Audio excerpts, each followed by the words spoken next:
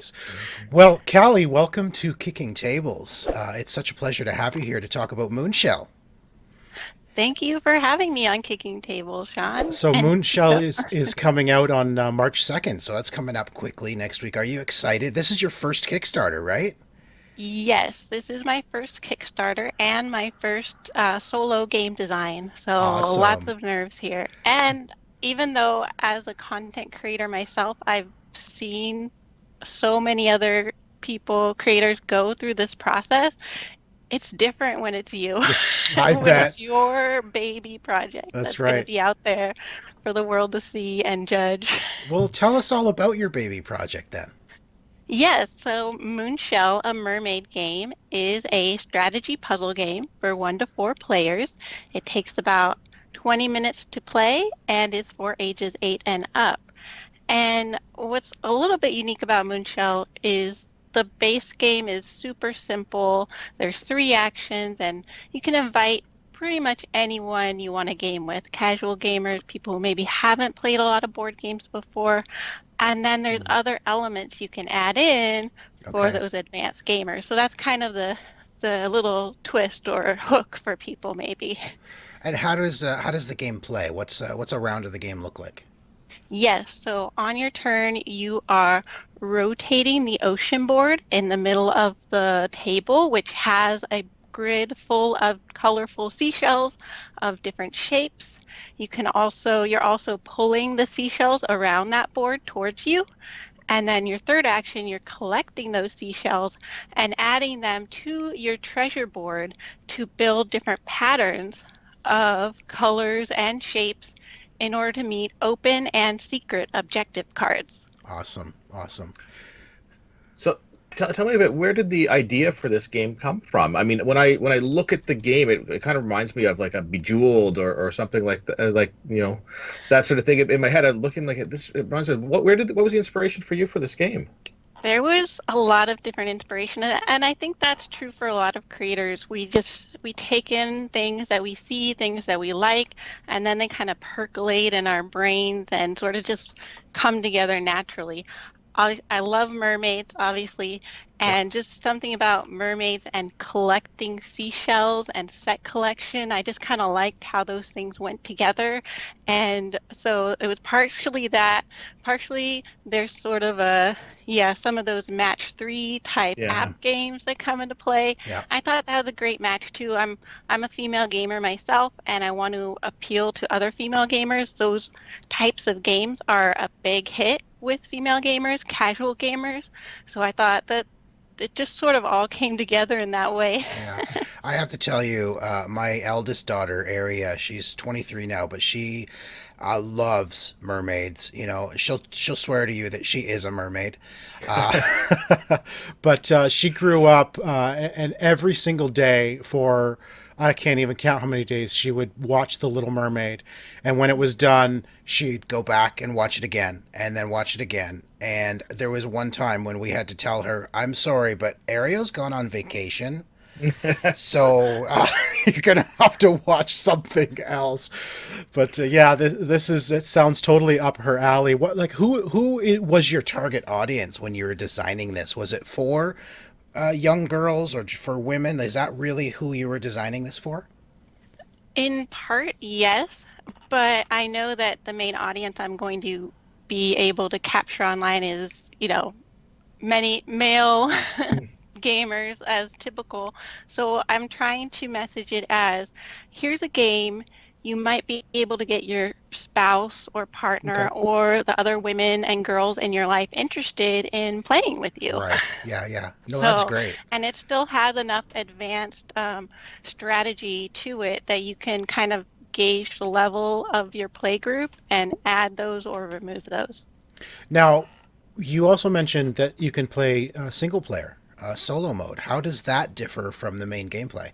Or how does it differ at all? It really doesn't, which really is great. I think the actions that you do on your turn and the setup of the game is pretty much exactly the same. The only addition is there's kind of a second player AI that will kind of mess up the board for you and steal some shells from you. Okay. So Yeah, there's an kind of an AI player that you'll play in between your Okay. turns. Okay. And then there's a scale scoring system, kind of like a lot of other puzzle games. Okay, so you mentioned there's pieces. I just have to ask this because it's mermaids, but you said all the pieces are seashells, but there's no dingle hoppers in there. I mean, No, no. Uh, there are in the during the campaign, the Kickstarter campaign, there will be some other tile types that we may unlock as stretch goals during the campaign. So awesome, Oh, very awesome. cool. I would love to see one of them be a dingle hopper because that. Come on, come it's on. not exactly that, but I think, and going back to what you said about your daughter, which is awesome, just I think there's something about mermaids that draws in a lot of people because they are sort of this independent, free force. Yeah, They're passionate. They have some mystery to them, for yet they're sure. very free, right? Oh yeah. So they have a lot of agency, and um, so there's something that's just fascinating about mermaids, and being able to share that with others is pretty exciting. And sharing that through some of the mermaid art based on sort of mermaid myths from around the world Yeah. I'm not is pretty afraid. I'm not exciting too. afraid to say that I'm a fan of mermaids myself. You shouldn't be. Mermaids are for everyone, just like That's games. Games are for exactly, everyone. exactly. So I have a young daughter as well. She's just turned 9. She's also a huge mermaid fan. She, Little Mermaid, Mako Mermaids, which is this Australian mermaid show that she has gotten into. She watches almost every day. But I've actually come up and found her just sitting on the couch I got her a mermaid tail thing. She'll just sit there in that mermaid tail swimsuit, up on the couch. So this is a game it looks absolutely beautiful. So I want to talk to you a little bit about the art for your game. What were the inspirations of these beautiful pastel colors? Because this is a game I want to play with my daughter. I want to sit her down to get her more into board games. I want to Mhm. talk about where, like, how the art sort of, inspired, to come up with that.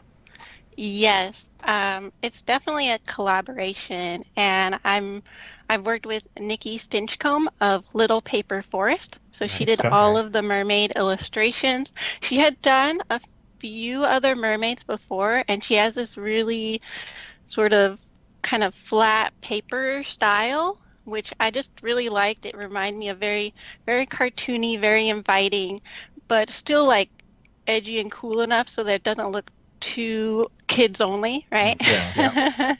But still just kind of girly, but not almost too girly. Maybe it is too girly, I don't know, but No, I think it's It's a really nice balance. It's it it's the really the is lovely nice. girly pastel colors, but yeah, the art itself doesn't present as too princessy. yeah. Yeah. That's what I hope to achieve. So I'm really glad to hear you say that. Yeah, that's awesome. Now, during your development, this is your first game you've ever developed. What kind of struggles did you have as you were creating it? What was some of the Mhm. hardest things to actually make work properly and balance in the game? Yeah. So I have co-designed a game before, but they're very specific educational math games, Okay. and that was part of my day job at my nonprofit. So there's a lot of different support there with my coworkers and with our donors. It was totally donor funded. So this game is kind of like on my own. I had Mm-hmm. this idea. I brought it up actually at a convention to a friend and Clinton Morris, and he was like, Mermaid game? There are no mermaid games out there. Let me help you. Let me help you develop this game. So between him and my husband, Michael Wright, they helped me with a lot. I have, a full-time job as well, so they really helped me a lot with the playtesting and giving me different ideas and feedback and then I could kind of decide where to go with the development. A big, I'd say, sort of roadblock that I remember at one point was I was trying to make the scoring really simple, like low numbers, because I Mm, come from an education background and I really did want to capture some younger audience and right. have the numbers be pretty low, easy to add up at the end. And and Clinton, like he put it in a way and convinced me how that we needed to go a little bit higher with the numbers, not above 10. we ended up meeting in the middle there with the Okay. numbers, but in order to sort of get the math right and scale the points in a way that was really balanced, Okay. and it made sense, so I went with it. You must have some really fun playtesting stories because you've put this in front of kids, I'm sure, as well as adults. So, what kind of stories do you remember as being really fun or just very memorable? Oh, so actually, I'd say the most interesting audience playtesting this with was a video game audience. Wow. So Okay. yeah, I went to an indie developer convention that was local here in Orange County, California, and had a lot of just regular video gamers and video game developers come Mm. by, and a couple of them were like, "This could be an app," and they wanted to make an app of it. So that was Wow. really interesting. And the game at that point, though, was not. It's not what you see now, right? It Right. was Right. not. It was not great, but it was really good for them to see that potential there and that sort of the connections there that I was making with the type of game that it was. So, might we see a Moonshell video game in the future? Oh, yeah, I wouldn't. I don't know. We'll see. I gotta get through the Okay. board game part Sure. Let's first. Board game first, and then one step at a time for sure. Yeah, yeah, yeah. We do have the game on Tabletop Simulator right now, and we are running demos through our Discord channel. Oh, So if awesome. anyone wants to hop on the Unfiltered Gamer Discord channel, we're just going to be constantly running demos Awesome. Awesome. That's during the great. excellent. campaign. That's Yeah. great. So you had mentioned that you have some stretch goals in mind. I'm wondering if there's also possibly some expansions that you might be planning. Anything along those lines? Are we going to see a Dingle Hopper expansion like Sean wants? So how we kind of set up the stretch goals is pretty much all of the stretch goals, except for a couple of social goals, are content related, Okay. which Okay. is awesome. And so I mean, hopefully, as we start unlocking these, several of them I had planned together as a full expansion. That's how much content is Wow. in Okay. the stretch goals. So I hope if we unlock everything, we will have unlocked a full $15 additional expansion that That's everyone will get great. in the Ooh, Wow. that's base game. awesome. Yes. Now, will it be boxed as an expansion or boxed in the main game? For we're planning right now to have it within the game, Okay, just for the ease of manufacturing for and sure. and putting it together. Yep. That's great. Now, what if somebody misses the campaign? What are your plans afterwards? Will it be available online? Are you hoping to get into retail?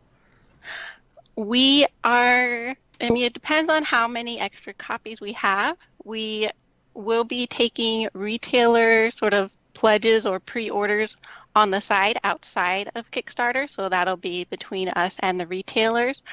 And I mean, we'll see how much interest we get as far as how available it will be. So if you really want it, the Kickstarter campaign is the time to get it Is for it sure. for sure? Everybody check that out. The links for the Kickstarter are right down there in the description. Everybody go check that out.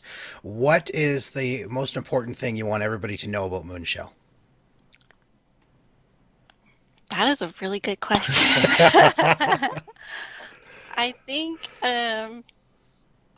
is that for me, games are an opportunity to just sit down together, connect with each other, and have fun.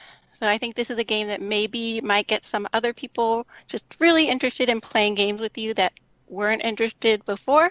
Mhm. So I think that's just a nice bonus to the game to have it in your collection. That's I love that you describe it that way. I love what I call gateway games, games that are Yeah. easy to bring those people in. Like my wife, for example, who's not a gamer, but this could be something that she can quickly learn and not be frustrated. Like a lot of games I play are like Mm. detailed and Very strategic, and heavy. And Yeah, there can much be a heavier lot of games. yeah, working memory that has to go on, right, right? There's a lot of things to keep track of or yes. remember. Yeah, So, and I love yeah. that this is a game that I could bring to the table for the whole family. And so, Yeah. congrats on getting it to Kickstarter on March 2nd. I wish you all the best, Calli. Thank you so much for joining us here and telling us all about Thank, it. Thank you so much. And I guess I do have one more thing to say, which is we Sure. have mermeeples. Oh, So nice. Oh, Look at little that. wooden mermeeples that will be in the game. you got to be Nice. That careful, may Sean. convince some That people. yeah, you got to be careful. Your daughter doesn't just steal the meeples out of your box, Sean. Yeah, exactly. Exactly. She may. But Callie, thank you so much for joining us. Thank you so much. Have a great one. You too. Thanks. Thank you guys for watching.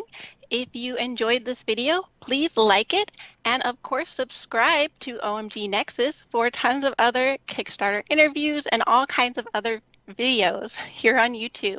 And I hope if you found Moonshell interesting, you will check out the campaign. It runs March 2nd to March 21st, and the link will be in the description below.